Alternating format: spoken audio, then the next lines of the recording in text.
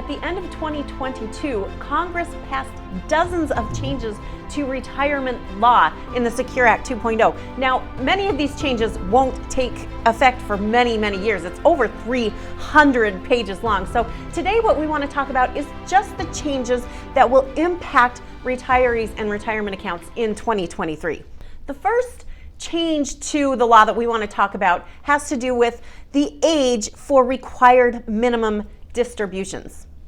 Now, Amber, the age was changed not long ago. Just 2 years ago, it went from 70 and a half to 72. Now it's changing again. And as you mentioned, some changes take effect in 2023. Others take effect as far out as 2025.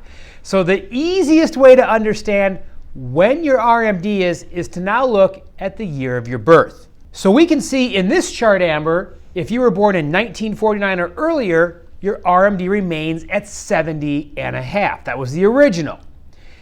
So then, of course, Congress did change it a while ago to 72. So that would apply to those born in 1950. If you were born between 1951 and 1959, it goes out to 73. And currently at 1960 or later, your RMDs must begin by age 75. Now, Amber, this is the latest you can delay taking money from tax qualified accounts, IRAs, 403Bs, your TSP, your 401k. This is as late as you can start taking it out so the IRS can start taxing it. Now, this is good news for retirees who actually don't need the income or the money right away. Correct. Yep. This will help in that regard. A lot of people, though, especially people we work with, are planning already to draw down these retirement accounts. In retirement, all this really does is give us a few more years of tax planning, perhaps taking out a little bit more than you need, just so we can get the taxes paid at certain tax rates. The second change to these laws that we want to talk about has to do with missed RMD penalties. Now, it looks on the surface like this might be a good thing or a positive thing, but you're saying that it actually might not be. I don't think it's going to be, Amber, and here's what happened. For many, many years, the tax penalty for not taking your required minimum distribution was 50% of the amount that was supposed to be withdrawn. But here's the thing, Amber. Most people didn't pay that even if they missed, right? They would simply explain to the IRS, I'm sorry, I forgot, and the IRS waived the vast majority of these penalties. It looks now like they're not going to do that. Here's what happened. They're taking the IRS penalty from 50% down to 25% if you forget to take out your required minimum distribution. And if you can prove to the IRS that you corrected it in a timely manner, that penalty further drops to 10%. But here's what we're seeing, Amber, and many experts agree. Essentially, the IRS said, hey, we used to waive these.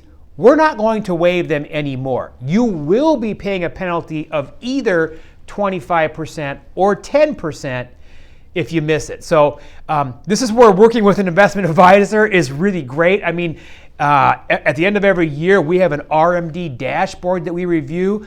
Any clients who are supposed to be taking their RMDs, we know if they've taken them or not, and we will nudge them in that direction and help them if they haven't. So maybe not great news. It looks like a lower penalty, but maybe more stiffly imposed. Right. I think more people will begin paying the penalty, albeit as a lower rate.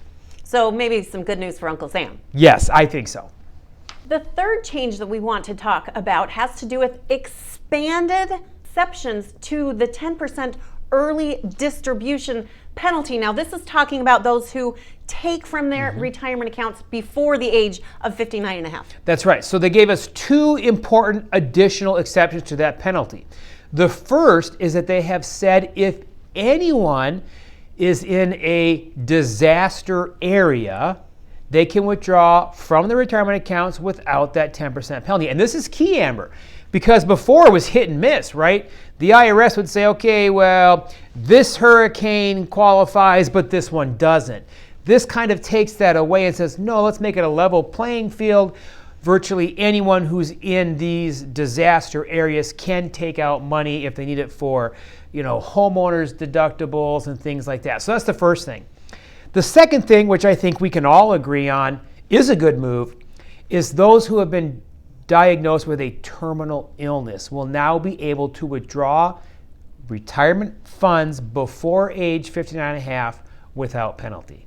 This is actually a great and very compassionate change for those who have been diagnosed with a terminal illness, because it allows them to get their affairs in order, make sure that their estate planning is done and maybe their funeral paid for. Sure. Allows people to take care of those end-of-life planning scenarios that would come up. Right. Spend some time with your family, but the biggest part is taking care of a lot of those things, like you said, getting your affairs in order and not leaving that to beneficiaries who then have to deal with all these other retirement laws and regulations.